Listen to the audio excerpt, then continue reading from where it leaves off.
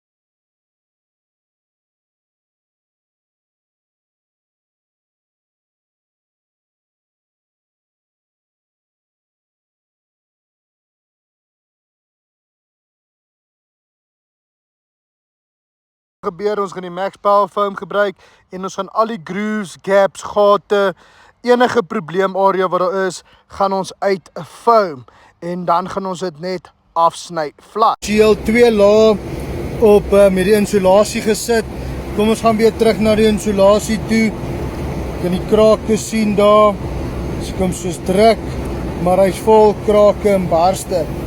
So hierdie kant by die rubber sealant het ons hom sommer net so uit die blik gevat en aangeverf 2 laag.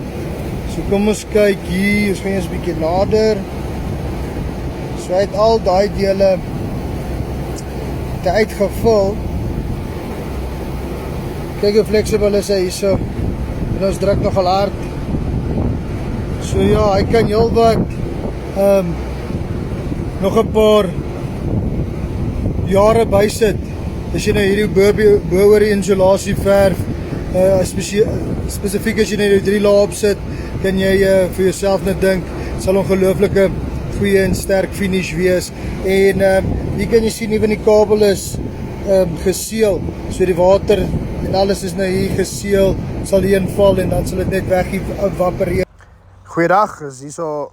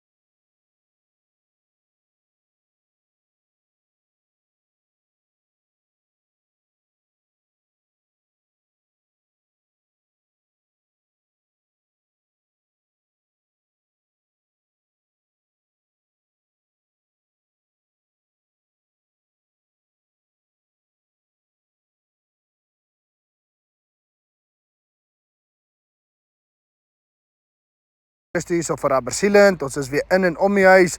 DIY, doen it yourself met Radio Oeverberg, jou stasie 101.8.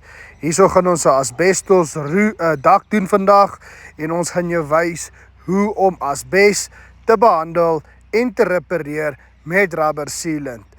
Seker te maak jy kry 13 jaar waarborg, no more drips, no more leaks.